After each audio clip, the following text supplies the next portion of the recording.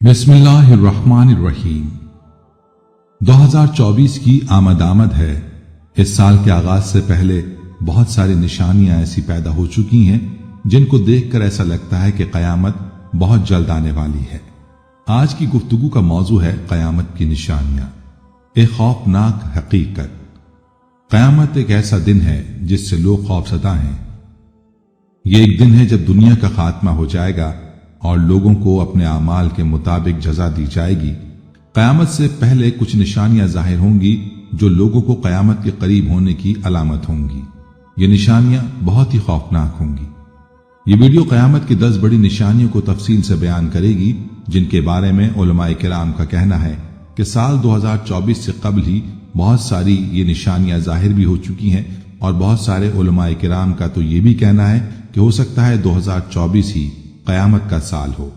अब आज की इस वीडियो में हम उन निशानियों के बारे में कुरान मजीद और अहदीस में बयान करदा मालूमात पर गौर करेंगे। इस वीडियो को देखने के बाद आप कयामत की निशानियों के बारे में बहुत कुछ जान लेंगे। आप ये भी जान लेंगे कि कयामत के दिन के लिए कैसे तैयार होना है। तो क्या आप चाहते हैं कि आप भी कयामत की निशानियों के बारे में जानें? अगर हां तो इस वीडियो को देखना मत भूलिएगा। कयामत की बड़ी निशानियां तस्बीह के दानों की तरह हैं। जब तस्बीह टूटती है तो दाने बिखर जाते हैं, यानी कयामत की बड़ी निशानियां भी ऐसे ही तेजी से नमूदार होंगी जैसे तस्बीह टूटने से दाने ऊपर नीचे तेजी से गिरते हैं। प्यारे दोस्तों, अब सवाल ये पैदा होता है कि आखिर कयामत कब आएगी? इसका इल्म सिर्फ अल्लाह को है, अल्लाह के अलावा कोई नहीं जानता। अलबत्ता अल्लाह रब्बुल इज्जत ने कयामत की निशानियां बयान फरमाई हैं जो कयामत के करीब ज़हूर पजीर होंगी, और नबी करीम सल्लल्लाहु अलैहि वसल्लम ने भी उन निशानियों के बारे में अपनी उम्मत को आगाह फरमाया है। आज की वीडियो में आपको नबी करीम सल्लल्लाहु अलैहि वसल्लम की हदीस मुबारका की रोशनी में कयामत की 10 बड़ी निशानियों के बारे में मुकम्मल तफसील बताएंगे। आपको न सिर्फ ये निशानियां बताएंगे बल्कि इन निशानियों की तरतीब के हवाले से अहले इल्म के आरा से भी आपको आगाह करेंगे। नबी करीम सल्लल्लाहु अलैहि वसल्लम ने कयामत की जो 10 बड़ी निशानियां अपनी उम्मत को बताई हैं उनमें सबसे पहली निशानी दखान है, जो एक बड़ा धुआं होगा जो जाहिर होकर मशरिक से मगरिब तक तमाम जमीन पर छा जाएगा और मुसलसल 40 रोज तक छाया रहेगा। इसकी वजह से तमाम लोग सख्त परेशान हो जाएंगे। मुसलमान तो सिर्फ दिमाग व हवास की कदूरत और जुकाम में मुब्तला होंगे, मगर मुनाफिकीन और कुफ्फार बेहोश हो जाएंगे और उनके होश हवास इस तरह हो जाएंगे कि बाजों को कई दिनों तक होश नहीं आएगा। याद रहे, उस धुएं का नाम दखान है, जैसे कि इस धुएं का जिक्र कुरान पाक की सूरह दखान में मौजूद है। और हजरत हुज़ैफा रजी अल्लाह ताला अन्हु और उनके ताबीन के कौल के मुताबिक इस आयत में इसी धुएं की तरफ इशारा किया गया है। इस आयत में अल्लाह ताला का इरशाद है, सो आप उस दिन का इंतजार कीजिए जब आसमान वासे धुआं लाएगा जो लोगों को ढांप लेगा। यह है दर्दनाक अजाब। उस दिन वो कहेंगे, ऐ हमारे रब, हमसे इस अजाब को दूर कर दे, बेशक हम ईमान लाने वाले हैं। अब उनकी नसीहत कबूल करने का वक्त कहां है, हालांकि उनके पास वाज़ेह हिदायत देने वाले रसूल आ चुके थे। फिर उन्होंने उस रसूल से एराज किया और कहा, ये सिखाए हुए दीवाने हैं। सूरह दखान आयत 10 से 14। याद रहे कि इस आयत में आसमान के धुएं लाने से मुराद है कुर्ब कयामत में धुएं का जाहिर होना।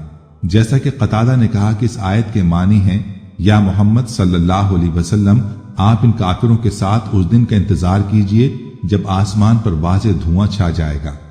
प्यारे दोस्तों, मज़कूरा आयत में दखान यानी धुएं के मुतालिक मुफस्सिरीन के मुख्तलिफ अक़वाल हैं। इस धुएं की हकीकत को जानने के लिए इन अक़वाल का तज़किरा जरूरी है। पहला कौल जिसके बारे में हजरत अली, हजरत इब्न अब्बास, हजरत इब्न उमर, हजरत अबू हुरैरा रजी अल्लाह अन्हु और ज़ैद बिन अली हसन और इब्न अबी मलिका वगैरह फरमाते हैं, दखान धुआं कयामत की अलामतों में से है। यह अभी तक जाहिर नहीं हुआ। यह कुर्ब कयामत में 40 रोज तक जाहिर होगा और आसमान और जमीन की फजा को भर लेगा।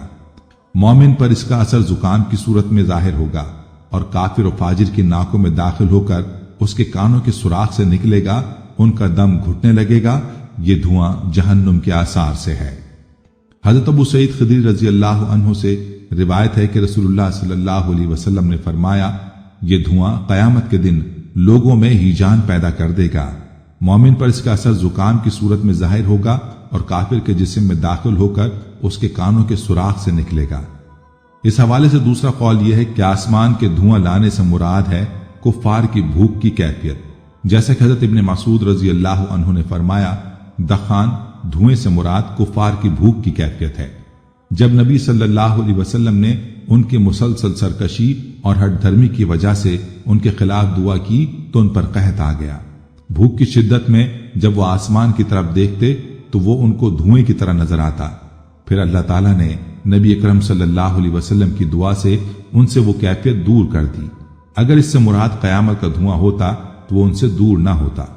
اسی طرح حضرت عبداللہ بن مسعود رضی اللہ عنہ بیان کرتے ہیں کہ یہ دھواں اس لیے ظاہر ہوا کہ قریش نے نبی صلی اللہ علیہ وسلم کی مسلسل نافرمانی کی تو نبی صلی اللہ علیہ وسلم نے ان کے خلاف دعا کی کہ اے اللہ ان پر ایسے قحط کے سال مسلط کر دے جس طرح حضرت یوسف علیہ السلام کے زمانے میں قحط آیا تھا۔ پھر ان پر قحط آ گیا اور ان پر سخت مصیبت آ گئی، حتیٰ کہ انہوں نے ہڈیاں کھا لی۔ ان میں سے ایک شخص آسمان کی طرف دیکھتا تو اس کو آسمان دھوئیں کی طرح نظر آتا۔ پھر اللہ تعالیٰ نے یہ آیت نازل فرمائی جس کا ترجمہ ہے، سو آپ اس دن کا انتظار کیجئے جب آسمان واضح دھواں لائے گا جو لوگوں کو ڈھانپ لے گا، یہ ہے دردناک عذاب۔ پھر رسول اللہ صلی اللہ علیہ وسلم کے پاس یہ لوگ لائے گئے اور آپ صلی اللہ علیہ وسلم سے کہا گیا، یا رسول اللہ مضر کے لیے بارش کی دعا کیجیے، یہ لوگ ہلاک ہو رہے ہیں۔ آپ نے فرمایا، مضر کے لیے؟ تم تو بہت جری ہو۔ پھر آپ نے بارش کی دعا کی، بارش نازل ہو گئی۔ پھر یہ آیت نازل ہوئی جس کا ترجمہ ہے، بے شک تم کفر کی طرف لوٹنے والے ہو۔ پھر جب یہ بارش ہونے سے مطمئن ہو گئے تو پھر کفر کی طرف لوٹ گئے۔ پھر اللہ عز و جل نے یہ آیت نازل فرمائی جس کا ترجمہ ہے، جس دن ہم بہت سخت گرفت کے ساتھ پکڑیں گے، بے شک ہم انتقام لینے والے ہیں۔ حضرت ابن مسعود رضی اللہ عنہ نے فرمایا، اس سے مراد یوم بدر کا انتقام ہے۔ پیارے دوستو، امام بخاری کی اس سلسلے میں ایک اور روایت ہے۔ حضرت عبداللہ بن مسعود رضی اللہ عنہ بیان کرتے ہیں کہ جب نبی صلی اللہ علیہ وسلم نے یہ دیکھا کہ مشرکین آپ کے پیغام توحید سے اعراض کر رہے ہیں تو آپ نے ان کے خلاف دعا کی کہ اے اللہ ان پر قحط کے ایسے سال مسلط کر دے جیسے حضرت یوسف علیہ السلام کے زمانے کے لوگوں پر قحط کے 7 سال مسلط کیے تھے۔ پھر ان پر قحط آ گیا، ان کے تمام کھیت جل گئے، حتیٰ کہ انہوں نے جانوروں کی کھالوں کو، مردہ جانوروں کو اور مردہ انسانوں کو کھایا۔ ان میں سے کوئی شخص آسمان کی طرف نظر اٹھا کر دیکھتا تو اسے بھوک کی شدت سے آسمان دھوئیں کی طرح دکھائی دیتا تھا۔ پھر آپ کے پاس ابو سفیان آیا اور کہنے لگا، یا محمد صلی اللہ علیہ وسلم، آپ اللہ کی اطاعت کرنے اور صلہ رحم کا حکم دیتے ہیں اور آپ کی قوم قحط سے ہلاک ہو رہی ہے، آپ اللہ سبحانہ تعالیٰ سے ان کے حق میں دعا کیجئے۔ تب یہ آیت نازل ہوئی۔ آسمان کو دھوئیں سے تعبیر کرنے کی توجیہ یہ بیان کی جاتی ہے کہ اس دھوئیں سے مراد یہ ہے کہ بھوک کی شدت سے آنکھوں کے آگے جو اندھیرا چھا جاتا ہے، اس اندھیرے کو دھوئیں سے تعبیر فرمایا ہے۔ اور ابن قتیبہ نے دھوئیں کی تفسیر میں یہ کہا ہے کہ قحط کے ایام میں بارش نہ ہونے کی وجہ سے زمین خشک ہو جاتی ہے اور گرد و غبار اڑنے کی وجہ سے فضا مٹیالی اور مقدر ہو جاتی ہے اور اندھیرا سا لگتا ہے، اس کو مزاجن دھوئیں سے تعبیر فرمایا۔ دوسری وجہ یہ کہ عرب کے لوگ جو شر پھیلا رہے ہیں اس کو دھوئیں سے تعبیر کرتے ہیں۔ رہا سوال کہ کون سی روایت معتبر ہے، تو دوستو پہلی روایت کے مطابق آسمان کے دھواں لانے کا مطلب یہ ہے کہ قرب قیامت آسمان پر دھواں ظاہر ہوگا اور یہ قرب قیامت کی علامت ہے، اور دوسری روایت کے مطابق ایام قحط میں کفار کی بھوک کی کیفیت کو مزاجن دھوئیں سے تعبیر فرمایا ہے۔ اس لیے پہلی روایت رائج اور معتبر ہے کیونکہ وہ حقیقت پر محمول ہے اور دوسری مجاز پر۔ اس کے علاوہ پہلی روایت کو اس لیے بھی مانا جائے گا کہ پہلی روایت رسول اللہ صلی اللہ علیہ وسلم کا ارشاد ہے اور متعدد صحابہ اور فقہاء تابعین کا نظریہ ہے۔ دوسری روایت سے حضرت ابن مسعود رضی اللہ عنہ کا قول ہے۔ پیارے دوستو، یہ قیامت کی پہلی بڑی نشانی کے حوالے سے تفصیلی تذکرہ تھا۔ اب بات کرتے ہیں قیامت کی دوسری بڑی نشانی کی، تو یاد رہے کہ 10 بڑی نشانیوں والی حدیث میں نبی کریم صلی اللہ علیہ وسلم نے قیامت کی جو دوسری بڑی نشانی بتلائی وہ ہے دجال کا ظہور۔ یاد رہے کہ دجال کے فتنے کو اس کائنات کا سب سے بڑا فتنہ بتایا گیا ہے، جیسا کہ نبی کریم صلی اللہ علیہ وسلم کا فرمان ہے کہ اس دنیا میں دجال سے بڑا کوئی فتنہ نہیں ہوگا۔ تو آئیے دجال کے بارے میں آپ کو مکمل تفصیل بتاتے ہیں کہ دجال کی شکل و صورت کیسی ہوگی، دجال کے مکر کیا ہوں گے، وہ کہاں موجود ہے اور کہاں سے اس کا ظہور ہوگا اور اس کا قتل کون کرے گا۔ روایات میں آتا ہے کہ دجال ایک نوجوان مرد ہوگا، وہ بھاری بھرکم جسم اور سرخ رنگت کا مالک ہوگا، عوام میں اس کا لقب مسیح ہوگا، بروایت صحیح بخاری و مسلم۔ وہ ایک آنکھ سے کانا ہوگا، بروایت صحیح مسلم۔ اس کے بال چھوٹے اور گھنگریالے ہوں گے، سواری میں ایک بڑا گدھا ہوگا۔ اولاً اس کا ظہور ملک عراق و شام کے درمیان ہوگا، جہاں نبوت اور رسالت کا دعویٰ کرتا ہوگا، پھر وہاں سے اصفہان چلا جائے گا، بروایت مسلم شریف۔ یہاں اس کے ہمراہ 70,000 یہودی ہوں گے، یہیں سے خدائی کا دعویٰ کر کے چاروں طرف فساد برپا کرے گا اور زمین کے اکثر مقامات پر گشت کر کے لوگوں سے اپنے آپ کو خدا منوائے گا۔ دوستو کہتے ہیں کہ لوگوں کی آزمائش کے لیے خداوند کریم اس سے بڑے بڑے عجیب و غریب کام ظاہر کروائے گا، بروایت مسلم شریف۔ اس کی پیشانی پر لفظ کاف پہ رے لکھا ہوگا، بروایت بخاری شریف۔ جس کی شناخت صرف اہل ایمان ہی کر سکیں گے۔ اس کے ساتھ ایک آگ ہوگی جس کو دوزخ سے تعبیر کرے گا، اور ایک باغ ہوگا جسے جنت کہے گا، مخالفین کو آگ میں اور موافقین کو جنت میں ڈالے گا، بروایت صحیح بخاری۔ اس کے پاس کھانے پینے کی چیزوں کا بہت بڑا ذخیرہ ہوگا، جس کو چاہے گا دے گا، جو فرقہ اس کا مخالف ہوگا تو اس سے اشیاء مذکورہ بند کر دے گا۔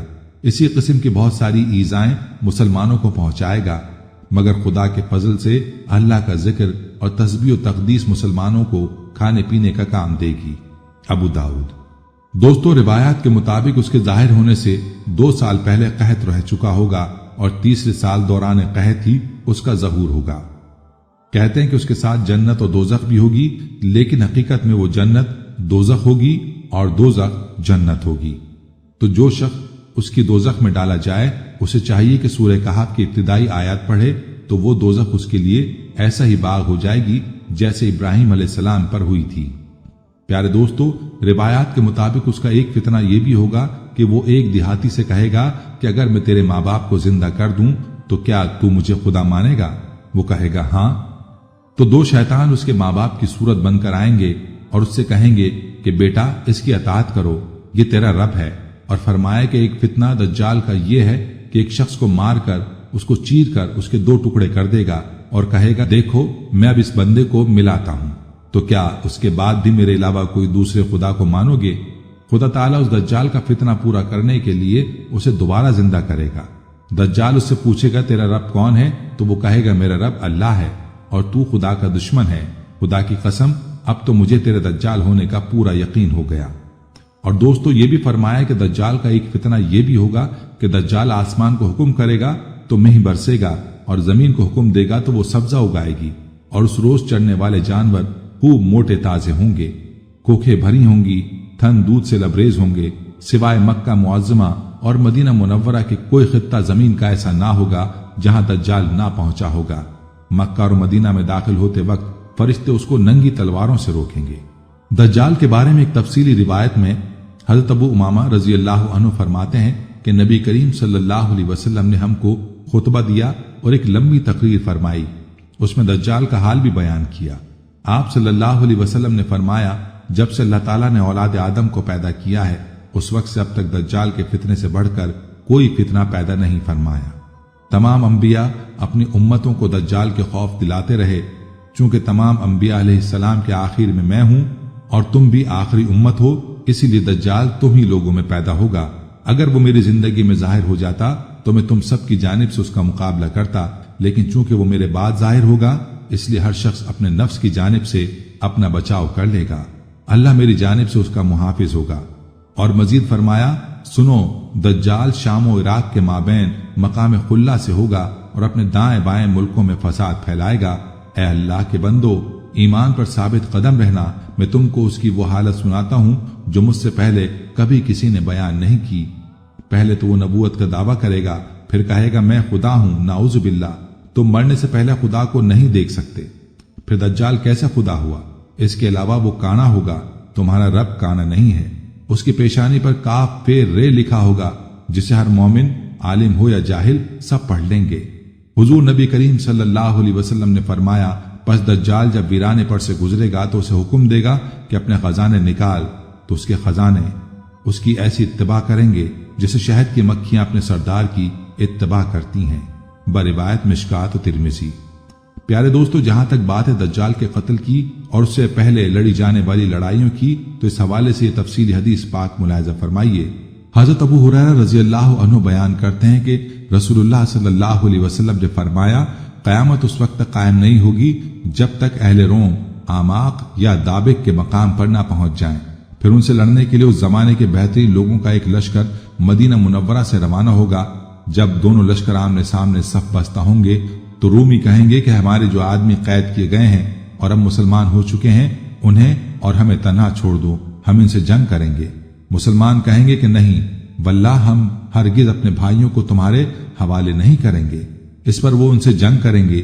اب 1/3 مسلمان تو بھاگ کھڑے ہوں گے جن کی توبہ اللہ تعالیٰ کبھی قبول نہ کرے گا، یعنی انہیں توبہ کی توفیق ہی نہیں ہوگی۔ 1/3 مسلمان قتل ہو جائیں گے جو اللہ کے نزدیک افضل الشہداء یعنی بہترین شہید قرار پائیں گے، اور باقی 1/3 مسلمان فتح حاصل کر لیں گے، جس کے نتیجے میں یہ آئندہ ہر قسم کے فتنوں سے محفوظ و مامون ہو جائیں گے۔ اس کے بعد جلد ہی یہ لوگ قسطنطنیہ فتح کر لیں گے اور اپنی تلواریں زیتون کے درخت پر لٹکا کر ابھی یہ لوگ مال غنیمت تقسیم کر رہے ہوں گے کہ شیطان ان میں چیخ کر یہ آواز لگائے گا کہ مسیح دجال تمہارے پیچھے تمہارے گھروں اور بستیوں میں گھس گیا ہے۔ یہ سنتے ہی لشکر دجال کے مقابلے میں قسطنطنیہ سے روانہ ہو جائے گا، لیکن یہ خبر غلط ہوگی۔ پھر جب یہ لوگ شام پہنچیں گے تو دجال واقعی نکل آئے گا۔ وہاں بھی مسلمان جنگ کی تیاری اور صفیں درست کرنے میں ہی مشغول ہوں گے کہ نماز فجر کی اقامت ہو جائے گی اور معاباد عیسیٰ ابن مریم علیہ السلام نازل ہو جائیں گے اور مسلمانوں کے امیر کو ان کی امامت کا حکم فرمائیں گے۔ اللہ کا دشمن دجال عیسیٰ علیہ السلام کو دیکھتے ہی اس طرح پگھل جائے گا جیسے نمک پانی میں گھلتا ہے۔ اگر عیسیٰ علیہ السلام اسے چھوڑ بھی دیتے تب بھی وہ گھل گھل کر ہلاک ہو جاتا، لیکن اللہ تعالیٰ اسے حضرت عیسیٰ علیہ السلام کے ہاتھوں قتل کروائے گا اور وہ اپنے نیزے پر اس کا خون لوگوں کو دکھلائیں گے۔ اس حدیث کو امام مسلم اور ابن حبان نے روایت کیا ہے۔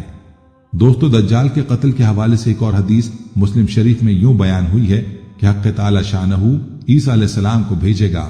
عیسیٰ علیہ السلام دمشق کی جامع مسجد کے سفید مینار کے پاس اتریں گے۔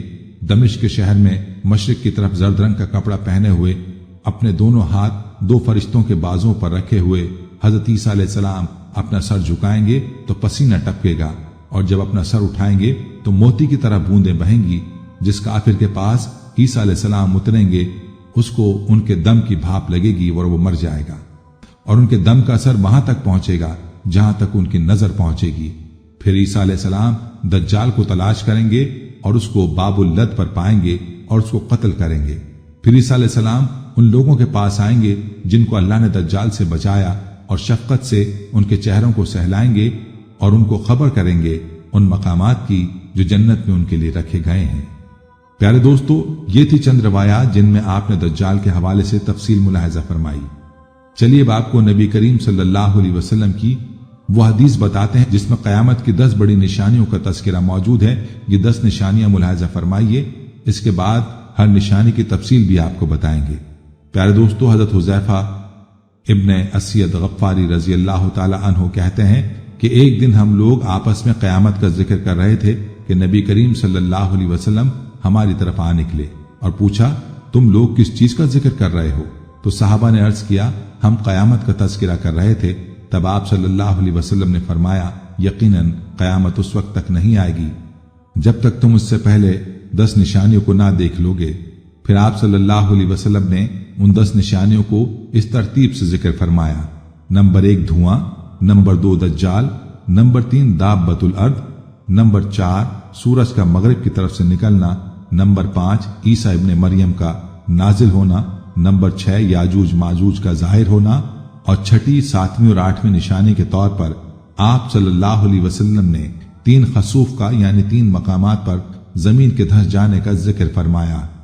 ایک تو مشرق کے علاقے میں، دوسرے مغرب کے علاقے میں، اور تیسرے جزیرہ عرب کے علاقے میں۔ اور 10ویں نشانی جو سب کے بعد ظاہر ہوگی وہ آگ ہے جو یمن کی طرف سے نمودار ہوگی اور لوگوں کو گھیر کر ہانک کر زمین حشر کی طرف لے جائے گی، اور ایک اور حدیث میں یوں ہے کہ وہ ایک ایسی آگ ہوگی جو یمن کے مشہور شہر عدن کے آخری کنارے سے نمودار ہوگی اور لوگوں کو ہانک کر زمین حشر کی طرف لے جائے گی۔ نیز ایک روایت میں 10ویں نشانی کے طور پر یمن کی طرف سے یا عدن کے آخری کنارے سے آگ کے نمودار ہونے کے بجائے ایک ایسی ہوا کا ذکر کیا گیا ہے جو لوگوں کو سمندر میں پھینک دے گی۔ مسلم۔ پیارے دوستو، آپ نے اس روایت میں قیامت کی 10 بڑی نشانیاں ملاحظہ فرمائی۔ جہاں تک ان نشانیوں کی ترتیب کا معاملہ ہے تو اس بارے میں آپ کو محدثین اور اہل علم کی آراء سے آگاہ کریں گے، لیکن پہلے آپ کو دخان اور دجال کے علاوہ باقی نشانیوں کے بارے میں تفصیل سے بتاتے ہیں۔ دخان اور دجال کے حوالے سے تفصیل آپ ملاحظہ کر چکے، جو کہ قیامت کی بڑی نشانیوں میں سے پہلی 2 نشانیاں ہیں۔ دوستو، تیسری بڑی نشانی ہے دابۃ الارض۔ دابۃ الارض سے مراد ایک عجیب الخلقت اور نادر شکل کا جانور ہے جو مسجد حرام میں کوہ صفا و مروہ کے درمیان سے برآمد ہوگا، جس کا ذکر قرآن مجید میں بھی کیا گیا ہے۔ علماء نے لکھا ہے کہ وہ جانور چوپائے کی صورت میں ہوگا، جس کی درازی 60 گز کی ہوگی۔ اس کے نمودار ہونے کی صورت یہ ہوگی کہ کوہ صفا، جو کہ کعبہ کے مشرقی جانب واقع ہے، یکایک زلزلے سے پھٹ جائے گا اور اس میں سے ایک جانور نکلے گا۔ اس کے ہاتھ میں حضرت موسیٰ علیہ السلام کا عصا ہوگا اور دوسرے ہاتھ میں حضرت سلیمان کی انگشتری ہوگی۔ تمام شہروں و علاقوں میں اتنی تیزی کے ساتھ دورہ کرے گا کہ کوئی فرد بشر اس کا پیچھا نہ کر سکے گا اور دوڑ میں اس کا مقابلہ کر کے اس سے چھٹکارا نہ پا سکے گا۔ جہاں جہاں جائے گا ہر شخص پر نشان لگاتا جائے گا۔ جو صاحب ایمان ہوگا اس کو حضرت موسیٰ علیہ السلام کی عصا سے چھوئے گا اور اس کی پیشانی پر مومن لکھ دے گا، اور جو کافر ہوگا اس پر حضرت سلیمان علیہ السلام کی انگشتری سے سیاہ مہر لگا دے گا اور اس کے منہ پر کافر لکھ دے گا۔ پیارے دوستو، تفسیر ابن کثیر کے مطابق جس جانور کا یہاں ذکر ہے یہ لوگوں کے بالکل بگڑ جانے اور دین حق کو چھوڑ بیٹھنے کے وقت آخری زمانے میں ظاہر ہوگا، جبکہ لوگوں نے دین حق کو بدل دیا ہوگا۔ بعض کہتے ہیں کہ یہ مکہ شریف سے نکلے گا، بعض کہتے ہیں کہ کسی اور جگہ سے، جس کی تفصیل آگے آنے والی ہے۔ کہتے ہیں کہ وہ جانور بولے گا، باتیں کرے گا اور کہے گا کہ لوگ اللہ کی آیتوں کو یقین نہیں کرتے تھے۔ ابن جریر اسی کو مختار کہتے ہیں، لیکن اس قول میں نظر ہے، واللہ عالم۔ ابن عباس کا قول ہے کہ وہ انہیں زخمی کرے گا، ایک روایت میں ہے کہ وہ یہ اور وہ دونوں کرے گا۔ یہ قول بہت اچھا ہے اور دونوں باتوں میں کوئی تضاد نہیں، واللہ عالم۔ دوستو، وہ احادیث جو دابۃ الارض کے بارے میں مروی ہیں ان میں سے کچھ ہم یہاں بیان کرتے ہیں۔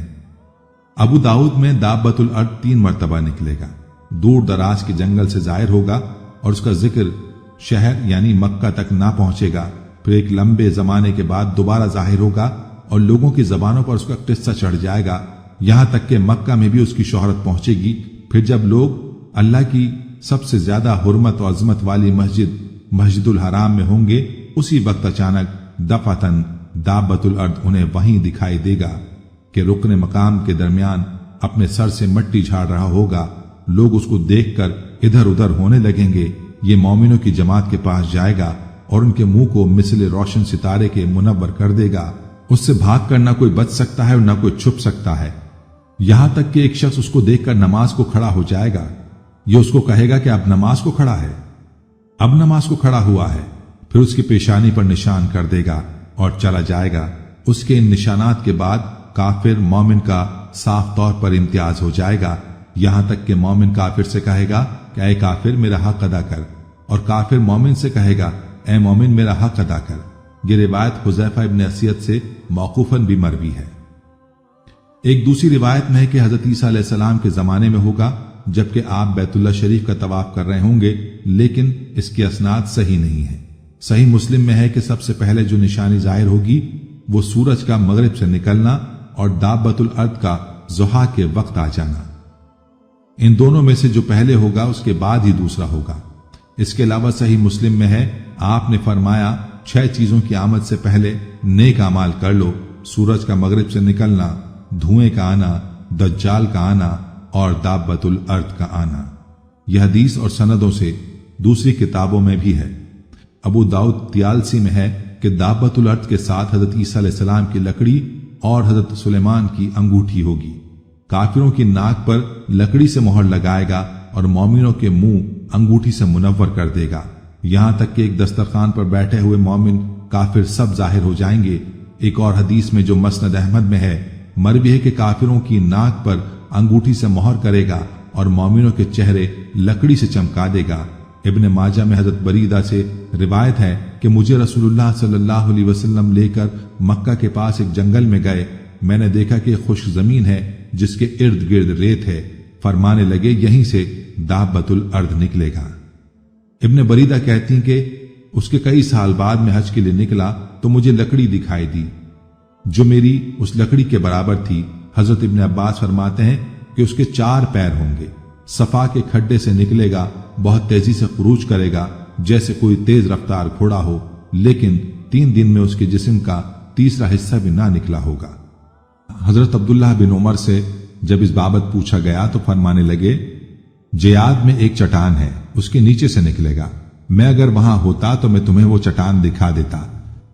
یہ سیدھا مشرق کی طرف جائے گا اور اس کے شور سے جائے گا، اور اس شور سے جائے گا کہ ہر طرف اس کی آواز پہنچ جائے گی، پھر شام کی طرف جائے گا، وہاں بھی چیخ لگا کر پھر یمن کی طرف متوجہ ہوگا، یہاں بھی آواز لگا کر شام کے وقت مکہ سے چل کر صبح اصفان پہنچ جائے گا۔ لوگوں نے پوچھا پھر کیا ہوگا؟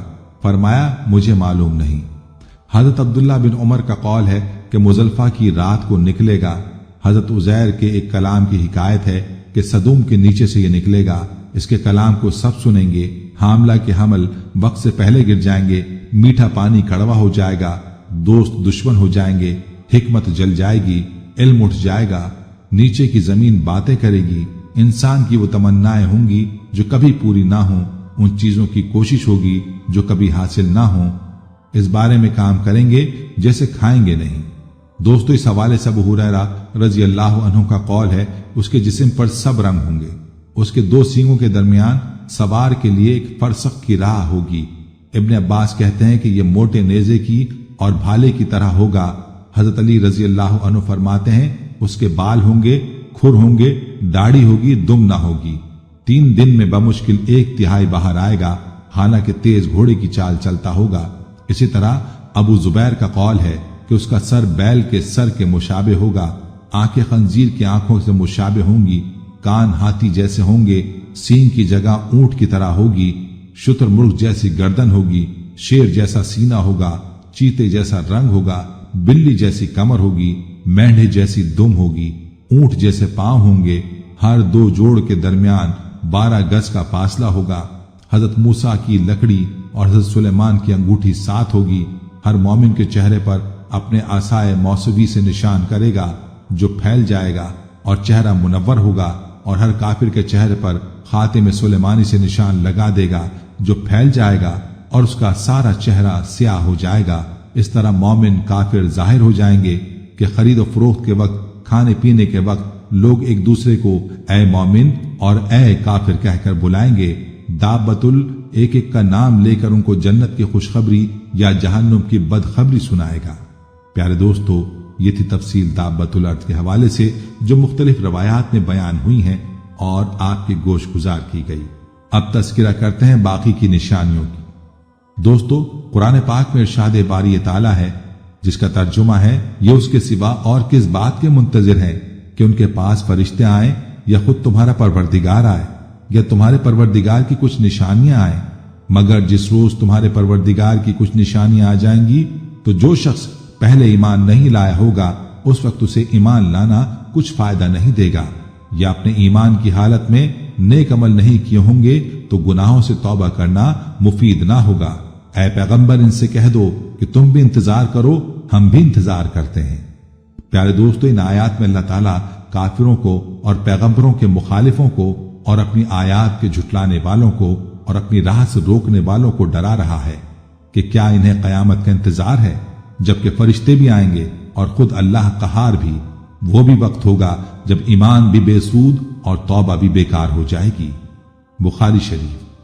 بخاری شریف میں اس آیت کی تفسیر میں رسول اللہ صلی اللہ علیہ وسلم فرماتے ہیں قیامت قائم نہ ہوگی جب تک کہ سورج مغرب سے نہ نکلے۔ جب یہ نشان ظاہر ہوگا تو زمین پر جتنے لوگ ہوں گے سب ایمان لائیں گے، لیکن اس وقت کا ایمان محض بے سود ہے۔ پھر آپ نے یہی آیت پڑھی اور حدیث ہے جب قیامت کی 3 نشانیں ظاہر ہو جائیں تو بے ایمان کو ایمان لانا، خیر سے رکے ہوئے لوگوں کو اس کے بعد نیکی या तौबा करना कुछ सूदमंद ना होगा। सूरज का मगरिब से निकलना, दज्जाल का आना, दाबतुल अर्द का जाहिर होना।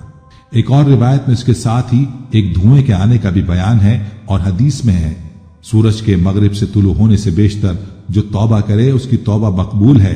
बास का मानना है कि सूरज का मगरिब से निकलना कयामत की निशानियों में आखिरी निशानी होगी, जबकि मज़कूर हदीस में सूरज का निकलना चौथे नंबर पर बयान हुआ है। अगली निशानी हजरत ईसा अलैहिस्सलाम का नुज़ूल है। याद रहे कि हजरत ईसा अलैहिस्सलाम का नुज़ूल हजरत इमाम मेहदी के ज़ुहूर के बाद होगा। चुनाचे आप एक दिन शाम के वक्त आसमान से दमिश्क की जामे मस्जिद की मशरकी सफेद मीनार पर उतरेंगे और फिर दज्जाल को तलाश करके उसको दरवाजे लद पर कत्ल करेंगे। लद शाम में एक मौजे का नाम है और बाज हजरात ने उसको फलस्तीन के एक मौजे का नाम बताया है। फिर आपका निकाह होगा और 40 साल तक दुनिया में रहेंगे और आप अलैहिस्सलाम की तदफीन नबी करीम सल्लल्लाहु अलैहि वसल्लम के साथ होगी।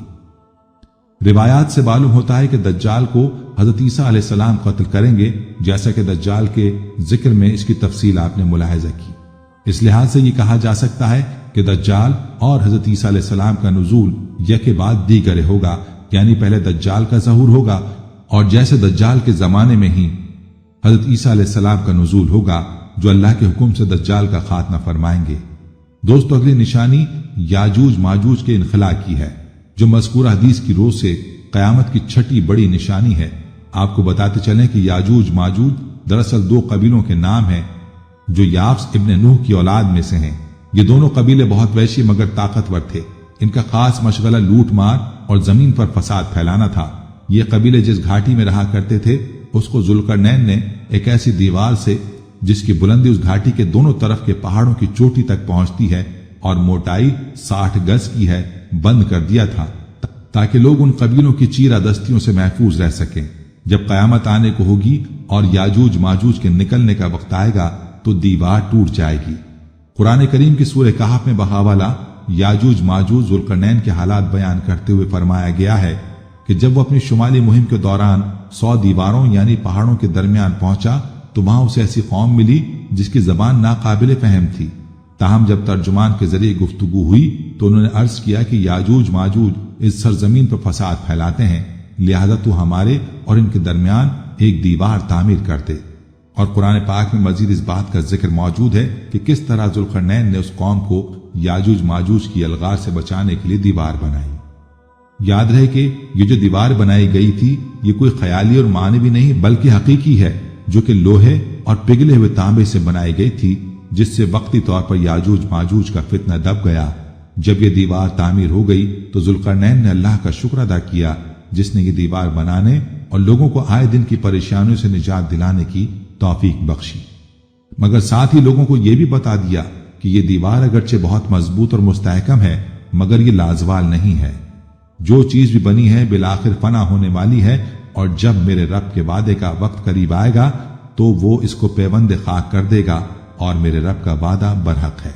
दोस्तों, अगरचे सद्दे जुल्करनैन बड़ी मजबूत बनाई गई है जिसके ऊपर चढ़कर या इसमें सुराख करके याजूज माजूज का इधर आना मुमकिन नहीं, लेकिन जब अल्लाह का वादा पूरा होगा तो वो इसे रेजा रेजा करके जमीन के बराबर कर देगा। उस वादे से मुराद कयामत के करीब याजूज माजूज का ज़हूर है। आइए इस हवाले से आपको चंद रवायात बताते हैं जिनमें याजूज माजूज का जिक्र है। सही बुखारी के एक हदीस में हुजूर नबी करीम सल्लल्लाहु अलैहि वसल्लम ने उस दीवार में थोड़े से सुराख को फितने के करीब होने से ताबीर फरमाया।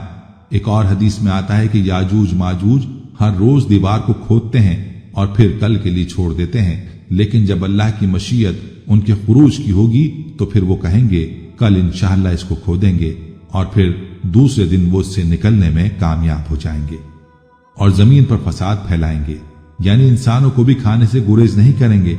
तो अल्लाह ताला की तरफ से हजरत ईसा अलैहिस्सलाम को हुक्म होगा कि वो मुसलमानों को कोहे तूर की तरफ जमा कर ले, क्योंकि याजूज माजूज का मुकाबला किसी के बस में ना होगा। हजरत ईसा अलैहिस्सलाम और उनके साथी उस वक्त ऐसी जगह खड़े होंगे जहां ग़िज़ा की सख्त किल्लत होगी। फिर लोगों की दरखास्त पर हजरत ईसा याजूज माजूज के लिए बद्दुआ फरमाएंगे, बस अल्लाह ताला उनकी गर्दनों और कानों में कीड़े पैदा कर देगा जो बाद में फोड़ा बन जाएगा, जिसके फटने से ये हलाक होना शुरू हो जाएंगे। सब के सब मर जाएंगे। उनकी लाशों से एक बालिश जमीन भी खाली ना होगी ہر طرف ان کی لاشوں کی گندی بو پھیل جائے گی۔ پھر حضرت عیسیٰ ابن مریم دعا کریں گے تو اللہ جل شانہ اونٹ کی گردن برابر والے پرندے بھیجیں گے جو ان کی لاشوں کو اٹھا کر جانے کہاں پھینک دیں گے۔ پھر ایک بارش ہوگی جس سے کل زمین صاف و شفاف ہو جائے گی اور ہر طرف ہریالی اور خوشحالی ہوگی۔ پیارے دوستو، اس روایت سے یہ بات معلوم ہوتی ہے کہ یاجوج ماجوج کا انخلا بھی حضرت عیسیٰ علیہ السلام ہی کے دور میں ہوگا، اور یہ ترتیب سمجھ میں آتی ہے کہ دجال پہلے آئے گا، پھر حضرت عیسیٰ علیہ السلام کا نزول ہوگا جو اس کو قتل کریں گے، اور اس کے بعد عیسیٰ علیہ السلام کے ہی دور میں یاجوج ماجوج کا انخلا ہوگا جو آپ علیہ السلام ہی کی دعا سے ختم ہوں گے۔ یاد رہے کہ یہ بات حدیث پاک میں بیان ہو چکی ہے کہ قیامت کی یہ بڑی نشانیاں اس طرح اوپر نیچے ظاہر ہوں گی جیسے کہ تسبیح ٹوٹنے سے اس کے دانے اوپر نیچے گرتے ہیں۔ دوستو، اب ذکر کرتے ہیں زمین میں دھس جانے کا، جس کو مذکور حدیث میں 3 خسوف کہا گیا ہے، اور آپ صلی اللہ علیہ وسلم نے 3 خسوف کا ذکر 3 نشانیوں کے طور پر بیان فرمایا ہے۔ خسوف کے بارے میں ابن مالک نے کہا کہ عذاب الہی کے طور پر زمین کا دھس جانا مختلف زمانوں اور مختلف علاقوں میں واقع ہو چکا ہے، لیکن احتمال ہے کہ یہاں حدیث میں جن 3 خسوف کا ذکر فرمایا وہ پہلے واقع ہو چکنے والے خسوف کے علاوہ ہوں گے اور ان سے بھی زیادہ سخت ہوں گے۔ معلوم ہوا کہ قیامت کی بڑی نشانیوں میں سے ایک نشانی یہ بھی ہے کہ روئے زمین پر زمین کے پھٹ جانے یا دھس جانے کے 3 ایسے واقعات رونما ہوں گے کہ لوگ بہت زیادہ خوفزدہ ہو جائیں گے، کیونکہ ان کے اثرات بہت ہی ہولناک ہوں گے۔ یوں تو دنیا میں پہلے بھی زمین پھٹنے کے ایسے کئی واقعات سننے کو مل چکے ہیں، لیکن جن واقعات کی خبر آپ صلی اللہ علیہ وسلم نے دی ہے وہ ہماری سوچ سے بالاتر ہے۔ وہ کس قدر بھیانک عذاب ہوگا کہ روئے زمین پر کوئی بھی اس کے خوف سے بچ نہیں پائے گا۔ زمین کا دھسنا قیامت کبریٰ کی نشانیوں میں سے ہے۔ وہ کب ہونا ہے، کس جگہ ہونا ہے، اس کا علم تو اللہ پاک کی ذات اقدس ہی جانتی ہے، لیکن آپ صلی اللہ علیہ وسلم نے ان سمتوں کی طرف اشارہ ضرور دیا ہے کہ ایک واقعہ اہل مغرب کی طرف ہوگا۔ وہ اس قدر بھیانک ہوگا کہ پورا مغرب اس کی خوف کی لپیٹ میں ہوگا، جبکہ دوسرا واقعہ اہل مشرق کی طرف ہوگا اور تیسرا واقعہ اہل عرب کی سرزمین پر ہوگا۔ یاد رہے کہ زمین کا دھس جانا اللہ رب العزت کے احکامات کی پامالی، نافرمانی، ناشکری اور اس کے عذاب کو دعوت دینے کی طرف اشارہ ہے۔ معلوم ہوتا ہے کہ جیسے آنے والے وقت میں روئے زمین پر صرف بدکار، گنہگار اور نافرمان لوگوں کا ڈیرا ہوگا جو کثرت گناہ کی دلدل میں جکڑے ہوں گے۔ لوگوں کے روز و شب اور مصروفیات کا اندازہ آپ صلی اللہ علیہ وسلم کے اس فرمان سے واضح ہوتا ہے کہ میری امت کے کچھ لوگ کھانے پینے اور لہو و لعب میں رات گزاریں گے، جب صبح ہوگی تو سب کے سب خنزیر بن چکے ہوں گے۔ اس امت کے بعض قبائل کو ان کے گھروں سمیت زمین میں دھسایا جائے گا۔ جب صبح ہوگی تو لوگ کہیں گے کہ آج رات فلاں قبیلوں کے گھروں کو زمین میں دھسایا گیا ہے۔ ان پر پتھر برسائے جائیں گے اور ان پر منحوس ہوا بھیجی جائے گی جو انہیں اس طرح ریزہ ریزہ کر کے اڑا دے گی جس طرح قوموں کو ان کے شراب پینے، سود کھانے، مردوں کو ریشم پہننے، گانے بجانے والی عورتیں اختیار کرنے اور قطع رحمی کرنے کی وجہ سے بیخ و بند سے اڑا چکی ہے۔ دوستو، یہ تھا ذکر خسوف یعنی زمین کے دھس جانے کا۔ اگلی نشانی آگ ہے، جس کے بارے میں فرمایا کہ لوگوں کو ہانک کر زمین حشر کی طرف لے جائے گی۔ اس میں زمین حشر سے مراد ملک شام کا وہ علاقہ ہے جہاں وہ آگ لوگوں کو لے کر جا کر چھوڑ دے گی۔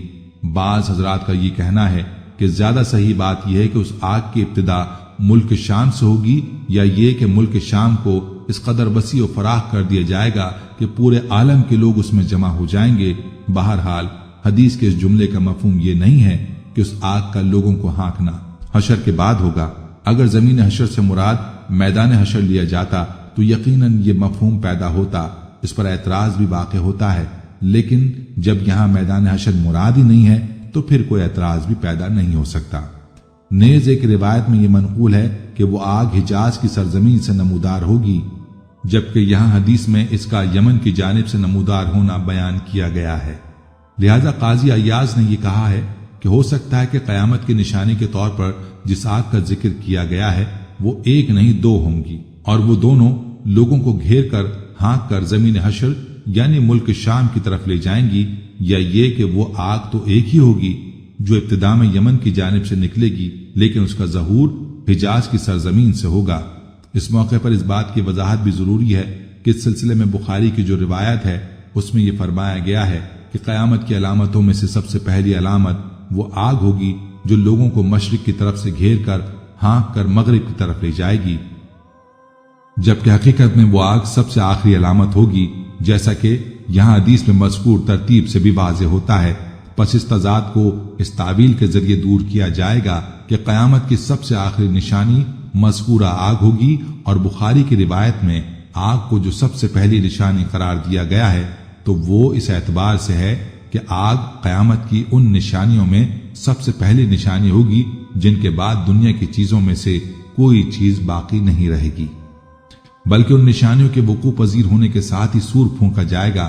ان کے برخلاف یہاں حدیث میں جن نشانیوں کا ذکر ہے ان میں سے ہر ایک نشانی کے بعد بھی دنیا کی چیزیں باقی رہیں گی۔ دوستو، روایت میں ایک ایسی ہوا کا بھی ذکر کیا گیا ہے جو لوگوں کو سمندر میں پھینک دے گی۔ یہ روایت بظاہر اس روایت کے خلاف ہے جس میں آگ کا ذکر ہے۔ پس ان دونوں روایتوں کے درمیان مطابقت و یکسانیت پیدا کرنے کے لیے یہ کہا گیا ہے کہ اس دوسری روایت میں لفظ ناس سے مراد کفار ہیں اور ان کو ہانکنے والی آگ ہوا کے سخت جھکڑ کے ساتھ ملی ہوئی ہوگی تاکہ ان کفار کو سمندر میں دھکیلنے کا عمل تیز رفتاری کے ساتھ پورا ہو۔ نیز مذکورہ آگ جس کا پانی آگ کی صورت میں تبدیل ہو جائے گا۔ پیارے دوستو، یہ تھا تذکرہ قیامت کی بڑی 10 نشانیوں کا۔ اب تذکرہ کرتے ہیں ان نشانیوں کی ترتیب کے حوالے سے۔ مذکورہ حدیث میں جن 10 نشانیوں کا ذکر ہے ان کی ترتیب کے بارے میں یہ بات کہی گئی ہے کہ ان میں سب سے پہلے جس نشانی کا ظہور ہوگا وہ دھواں ہے، اس کے بعد دجال نکلے گا، پھر حضرت عیسیٰ علیہ السلام آسمان سے نازل ہوں گے، پھر یاجوج ماجوج نکلیں گے، پھر دابت الارض نکلے گا، پھر آفتاب مغرب کی جانب سے طلوع ہوگا۔ یہ بات اس لیے کہی جاتی ہے کہ حضرت عیسیٰ علیہ السلام کے زمانے میں تمام روئے زمین پر اہل ایمان کے علاوہ کوئی نہیں ہوگا، کیونکہ سارے کفار مسلمان ہوں گے، ان کا ایمان مقبول ہوگا۔ اس کے برخلاف اگر یہ کہا جائے کہ مغرب کی جانب سے آفتاب کا طلوع ہونا دجال کے نکلنے اور حضرت عیسیٰ علیہ السلام کے نازل ہونے سے پہلے ہوگا تو ظاہر ہے کہ جو کفار حضرت عیسیٰ علیہ السلام کے زمانے میں مسلمان ہوں گے ان کا ایمان مقبول قرار نہ پائے گا، کیونکہ آفتاب مغرب کی جانب سے طلوع ہونے کے بعد توبہ کا دروازہ بند ہو جائے گا اور اس وقت کسی کافر کو ایمان قبول کرنا معتبر نہیں ہوگا، جبکہ حضرت عیسیٰ علیہ السلام کے زمانے میں ایمان قبول کرنے والے تمام لوگوں کا ایمان معتبر ہوگا اور وہ مسلمان مانے جائیں گے۔ پس حدیث میں مذکورہ نشانیوں کو جس ترتیب کے ساتھ ذکر کیا گیا ہے وہ ان نشانیوں کے وقوع پذیر ہونے کی اصل ترتیب نہیں ہے۔ اصل ترتیب کا علم اللہ تعالیٰ ہی کو ہے، اس لیے اس ترتیب میں اختلافات کا تذکرہ کرنا بے سود ہے۔ یہ تھی ہماری آج کی ویڈیو جس میں قیامت کی 10 بڑی نشانیوں کا تفصیلی ذکر کیا گیا۔ جانے سے پہلے ویڈیو کو شیئر لازمی کیجیے گا۔ پیارے دوستو، ہم یہ امید کرتے ہیں کہ آپ کو ہماری آج کی یہ ویڈیو ضرور پسند آئی ہوگی۔ اگر آپ کو ہماری آج کی یہ ویڈیو پسند آئی ہے تو سب سے پہلے اس کو لائک کریں اور اپنی رائے کا اظہار کمنٹ سیکشن میں لازمی کریں۔ آخر میں آپ سے ایک بار پھر درخواست ہے کہ آپ ہمارے چینل زما وائس کو ضرور سبسکرائب کریں اور ساتھ ہی لگے گھنٹی کے بٹن کو بھی کلک کریں تاکہ آپ کے پاس ہماری آنے والی مزید ویڈیوز کا نوٹیفیکیشن بر وقت ملتا رہے۔ اللہ تعالیٰ آپ کو اپنے حفظ و امان میں رکھے۔ آخر میں پیارے دوستو، ہم نے ہر ویڈیو کے اختتام پر ایک دعا کا سلسلہ شروع کیا ہوا ہے۔ جو بھی اس دعا میں شامل ہوگا، میرا یہ دعویٰ ہے کہ اللہ کریم اس کی تقدیر کو بدل دے گا۔ پہلے میرے تمام ساتھی مائیں بہنیں سب مل کر میرے ساتھ درود شریف پڑھ لیں اور کثرت کے ساتھ کمنٹس میں آمین لکھیں۔ اللہ اس آمین کو لکھنے کی برکت سے آپ کی اور میری تقدیر بدل دے گا۔ درود ابراہیمی پڑھ لیں۔ اللہم صلی علی محمد وعلی آل محمد کما صلیت علی ابراہیم وعلی آل ابراہیم انک حمید مجید۔